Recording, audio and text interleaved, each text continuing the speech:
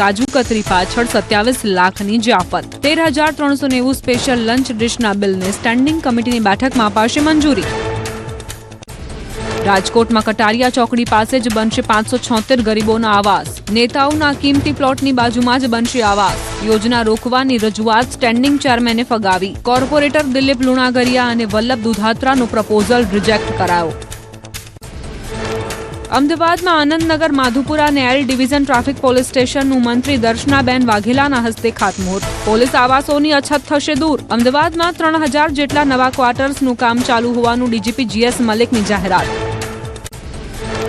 સુરતમાં મોહરમ પર્વને લઈ શાંતિ સમિતિની બેઠક. મોહરમના પર્વને સુખ શાંતિથી ઉજવવા શહેરના અગ્રણીઓ સાથે પોલીસની બેઠક. પોલીસ કમિશનર અનુપમસિંહ ગેહલોતે એકતાની કરી અપીલ.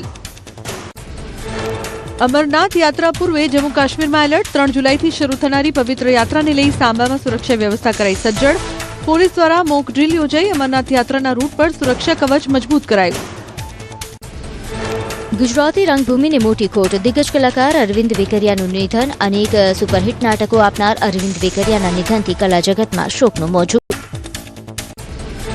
રાજકોટ સીપી કચેરી ખાતે શરૂ થયું ખાખીની માનવતા કેન્દ્ર. જરૂરિયાતમંદોને 24 કલાક મળશે નિઃશુલ્ક વસ્તુઓ. ઘરે બેઠા સરકારી વાહનમાં પહોંચાડાશે જીવન જરૂરિયાતની સામગ્રી. શહેરીજનો પણ કરી શકશે વસ્તુઓનું દાન.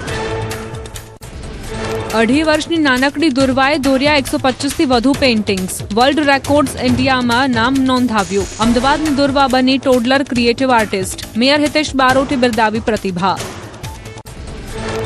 અમદાવાદમાં જગન્નાથજીની રથયાત્રા માટે એએમસીની તૈયારીઓ પૂર્ણ. 13 કિલોમીટરથી વધુના રૂટ પર રોડ, ડ્રેનેજ, આરોગ્ય, ફાયર અને સફાઈ સુધી કરાયું વિશેષ આયોજન. રૂટ પર 633 ભયજનક મકાનો પર જાહેર ચેતવણીની નોટિસ લગાવાઈ.